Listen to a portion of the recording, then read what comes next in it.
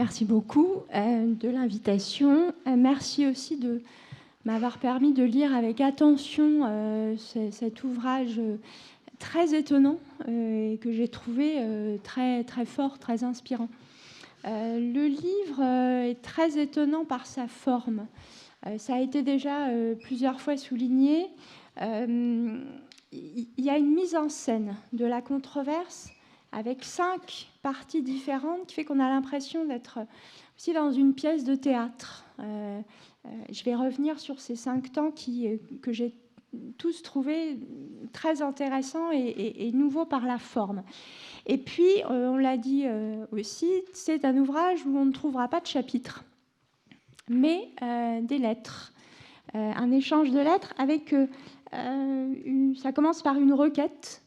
Et l'échange de lettres, à chaque fois, on pourra peut-être y revenir dans la discussion, mais il y a eu un choix, en tout cas éditorial, de systématiquement désigner les auteurs par l'initiale de leur prénom et de leur nom. Donc c'est JN et PB qu'on va retrouver, et jamais les prénoms. Et par ailleurs, on n'a jamais, et ça je le signale parce que ceux qui n'ont pas lu le livre pourraient imaginer qu'on sent le travail, les 7 années de travail que nous a présenté Philippe Boutry. En fait, il n'y a jamais aucune date qui n'est portée sur les lettres échangées. Donc ça donne un objet intéressant entre la pièce de théâtre et le roman épistolaire. Et j'ajouterai une autre dimension qui, me semble-t-il, a inspiré aussi d'autres travaux, ou d'autres, en tout cas, formes d'écrire de l'histoire, ça prend aussi la forme d'un jeu sérieux autour d'un dossier qui va engager soit plusieurs collègues qui procèdent de façon méthodologique différente, soit ici, en l'occurrence, 2 disciplines. Et donc, on sent bien à la lecture, parce qu'il y a une vraie confiance dans la lecture, et je comprends du coup la frustration de ne pas avoir de réception, puisque c'est un livre qui donne les pièces au lecteur et propose au lecteur de faire un travail actif à partir de cette discussion entre 2 spécialistes, de ces échanges, de leur point de vue, et puis également des pièces du dossier qui sont publiées. Je vais y revenir. Donc voilà, ces 3 dimensions me semblent au niveau de la forme intéressantes et neuves, et elles ont été reprises d'une certaine façon par d'autres travaux. Je pense par exemple au dossier Bertrand. Alors c'est très différent, mais c'est un même dossier lu par 5 historiens différents, ou bien le travail de Philippe Artière et de Dominique Khalifa sur Vidal, tueur de femmes, où il y a aussi cette confiance faite au lecteur quand on lui propose des pièces d'un dossier. Alors, ça ne prenait pas exactement la même forme, mais tout de même. Donc, on a quand même un objet étonnant entre les mains qui rend sa lecture forcément différente. Et ça a été un vrai plaisir de lecture. Donc, l'acte 1, c'est ce que j'appellerais la formulation de la règle du jeu. Et effectivement, même s'il y a un dialogue qui s'instaure entre deux collaborateurs de bonne foi qui, en même temps, sont dans le doute un doute méthodologique et peut-être aussi un peu sceptique de la possibilité de réussir un vrai dialogue constructif. Enfin, il y a quand même cette volonté d'essayer de participer à produire, à coproduire quelque chose. Et puis, j'ai l'impression, à la lecture, encore une fois, qu'une sorte de curiosité, d'émulation est née malgré tout de ces échanges. Donc, la première partie, c'est la règle du jeu. Et la règle du jeu, elle est formulée par Jacques Nassif. C'est une requête du psychanalyste. Et juste un extrait très court, dans les premiers mots du texte. « On m'a dit pouvoir m'adresser à vous qui êtes historien des choses de la religion.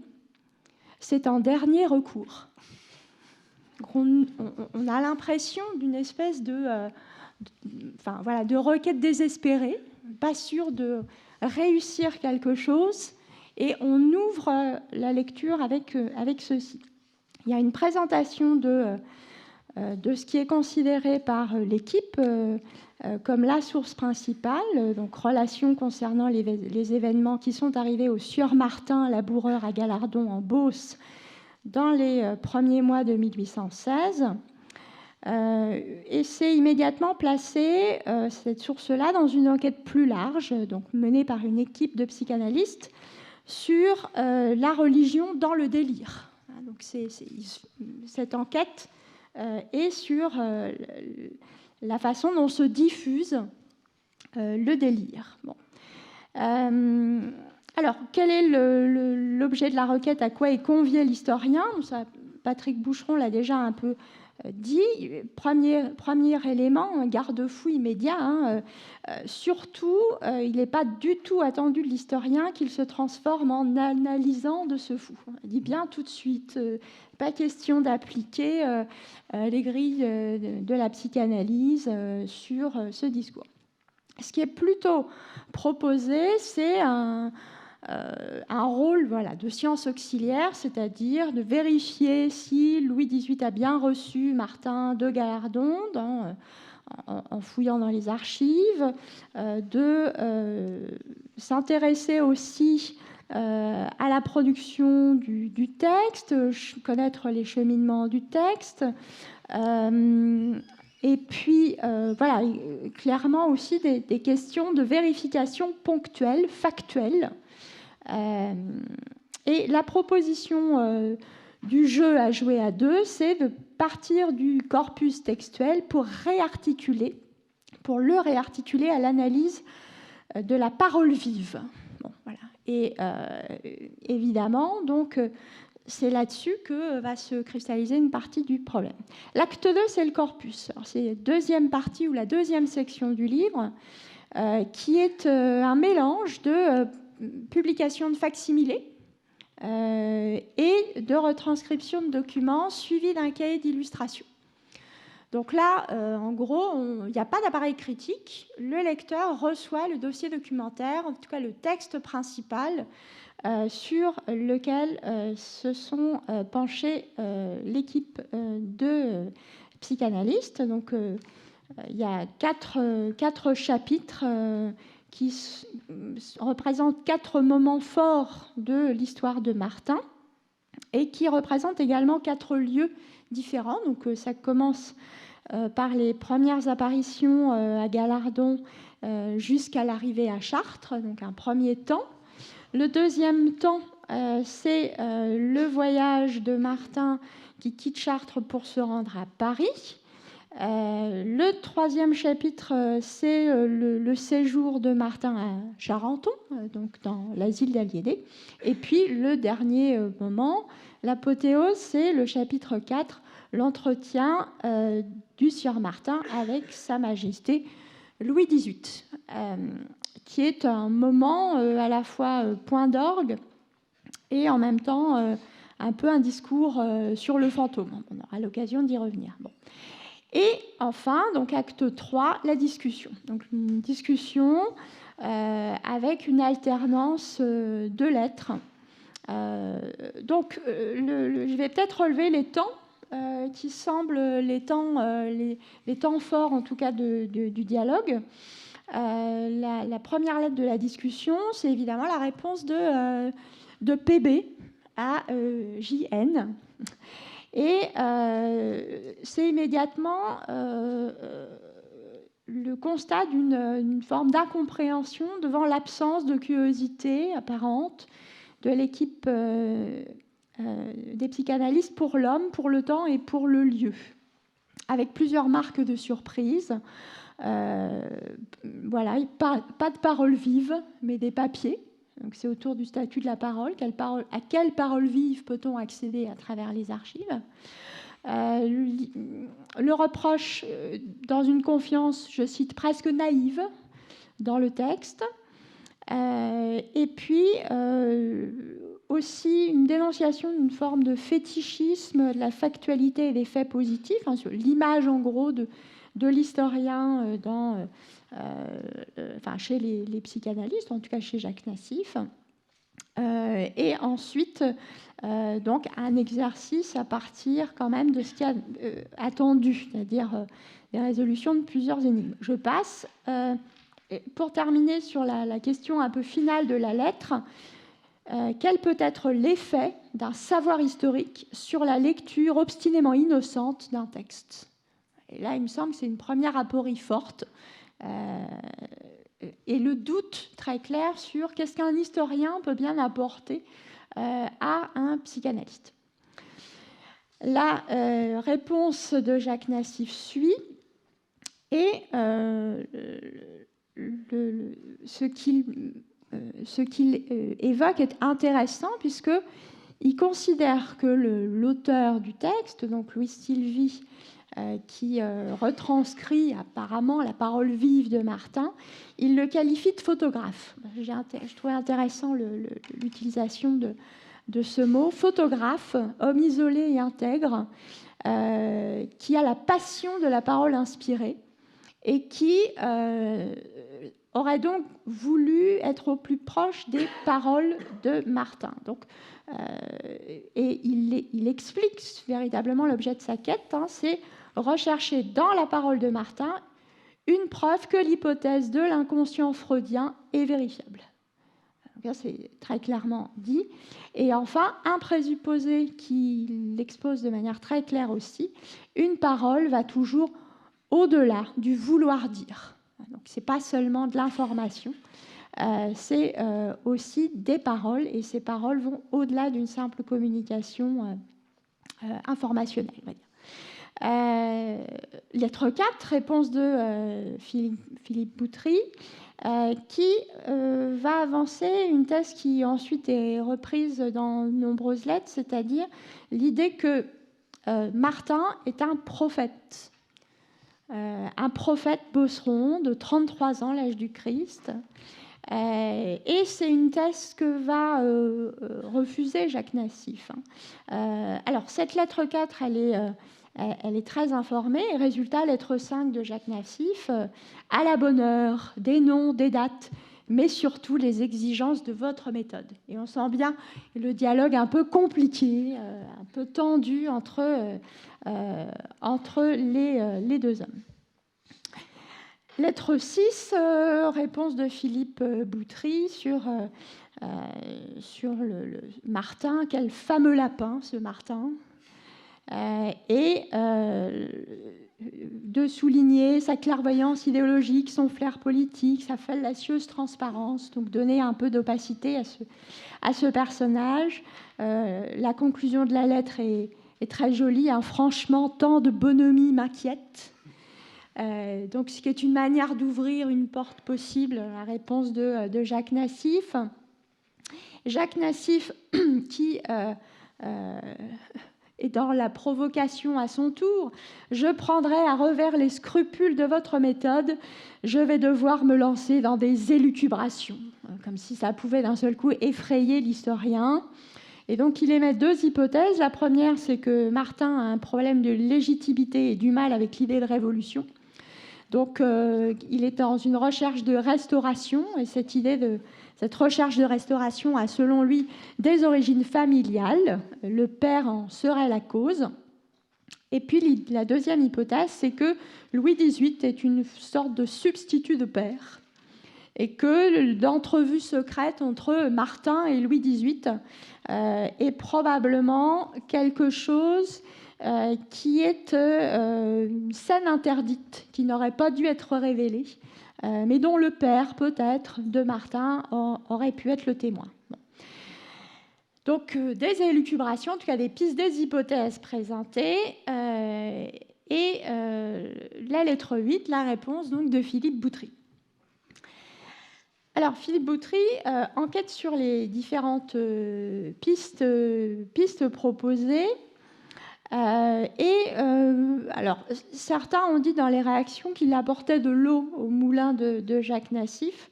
La lettre 9 de Jacques Nassif montre que la réception peut-être du psychanalyste est différente, puisqu'il commence par dire « Quelle affaire !»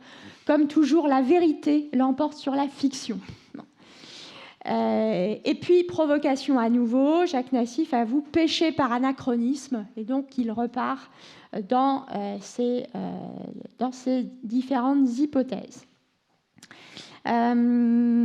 Alors, ce qui est très intéressant, c'est qu'ensuite, on a véritablement la thèse, mais qu'on retrouve dans plusieurs lettres, c'est-à-dire l'idée que défend Philippe Boutrique-Martin est le prophète de la Restauration.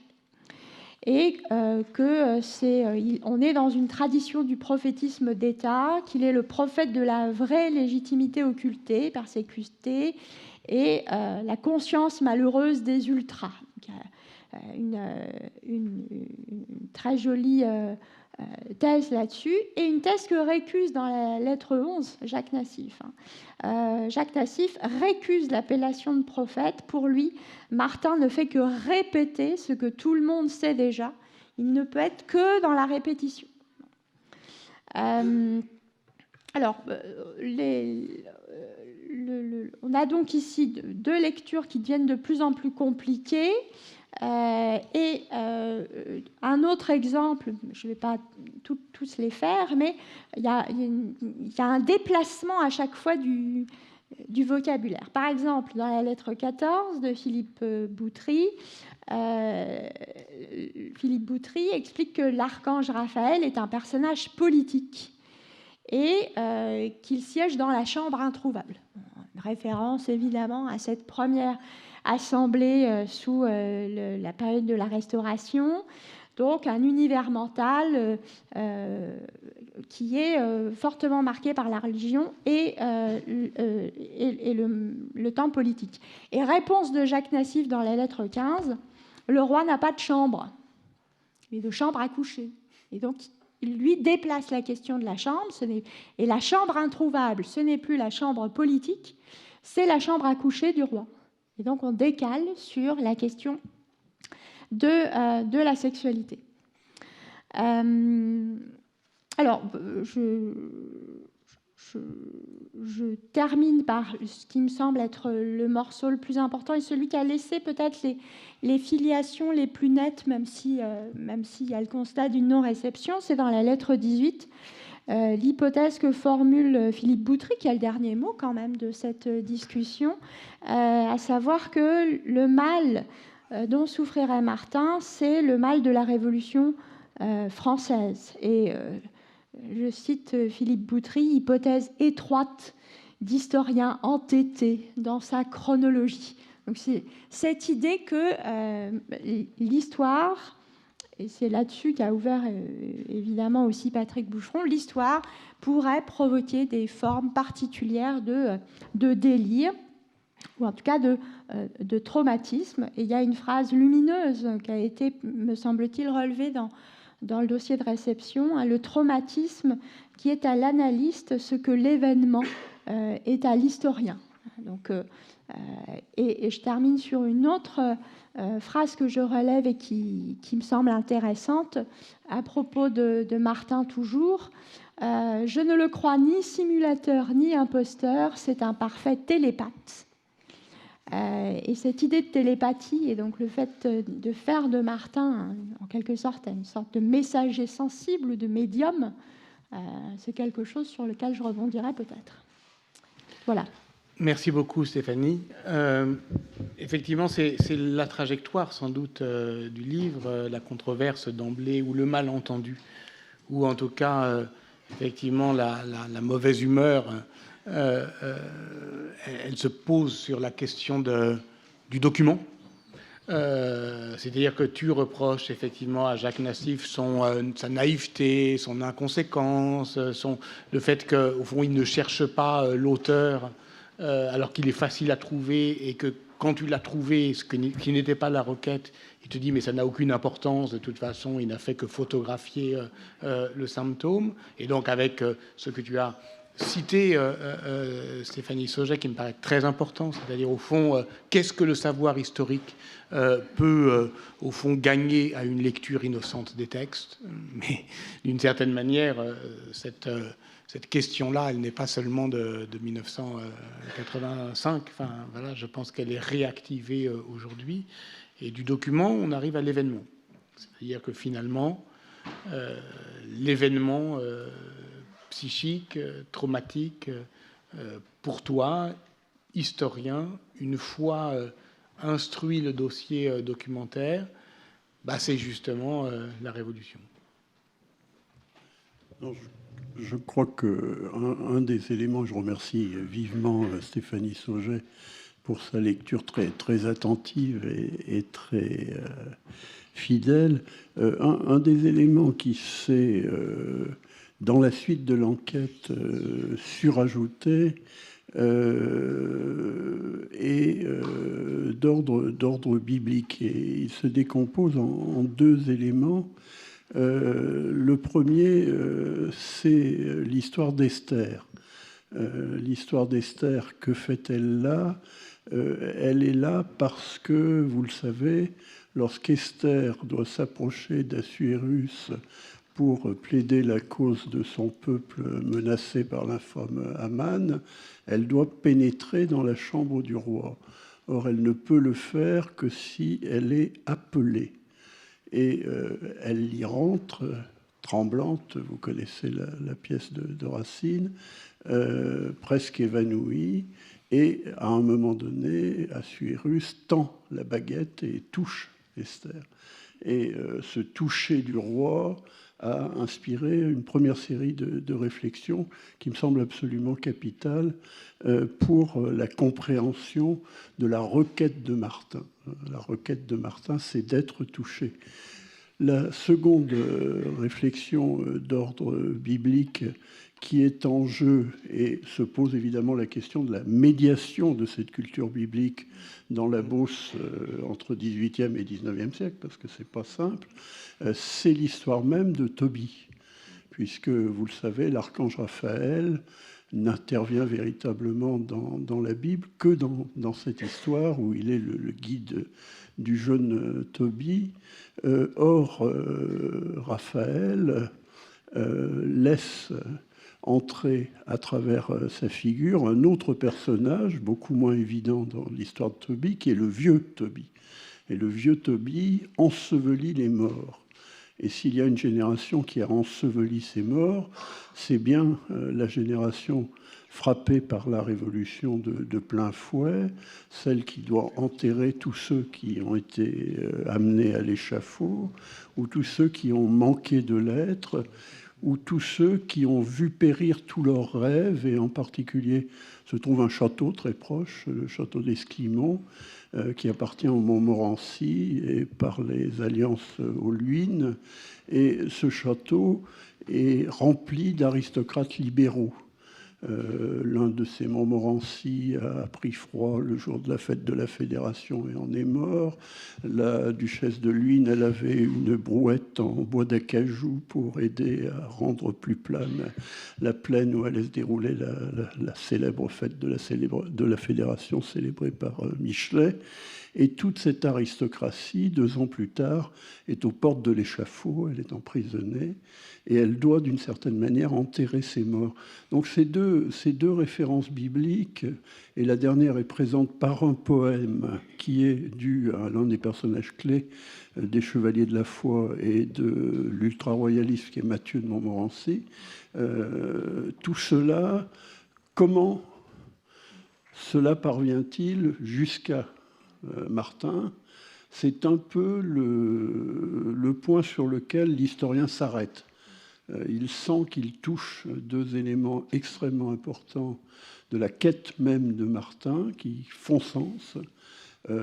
Savoir par où se fait le passage, c'est peut-être un des mystères de cette affaire, et il n'y a pas de conclusion facile, mais je pense que l'hypothèse centrale de cette entrevue royale comme forme d'une analyse est là capitale pour l'intelligence de la geste de Martin. Et en ce sens, les plaisanteries sur la psychanalyse dont je vous ai donné un faible écho m'ont beaucoup blessé pour la démarche même de Jacques Nassif et du livre.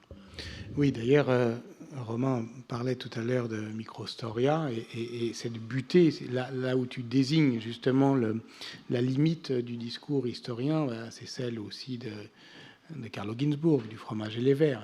On voit bien ce qu'il a apparemment dans la tête, mais on n'est pas satisfait tant qu'on n'a pas compris ce qui l'avait amené, au fond, à penser ça, et donc les chaînes de transmission textuelle.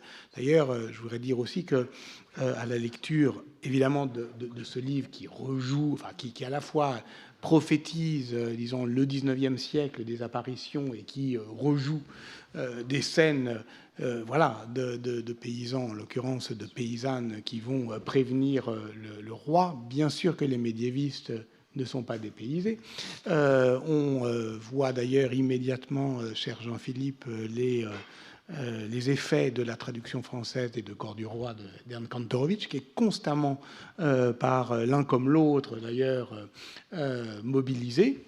Et puis aussi pour celles et ceux qui n'auraient pas encore lu le livre, il faut savoir que cette entrevue, elle est doublement secrète, parce que effectivement, Martin livre un secret au roi, dont on sait juste que ça le fait pleurer. Alors, la discussion est ouverte. Philippe Artière est là, peut-être sans vouloir te commander. J'aimerais bien avoir ton avis ou pas, hein, d'ailleurs. Hein. Si tu es juste là en touriste, tu as le droit aussi. Enfin, quand même, tu as été... Hein, oui, non, mais on a le droit.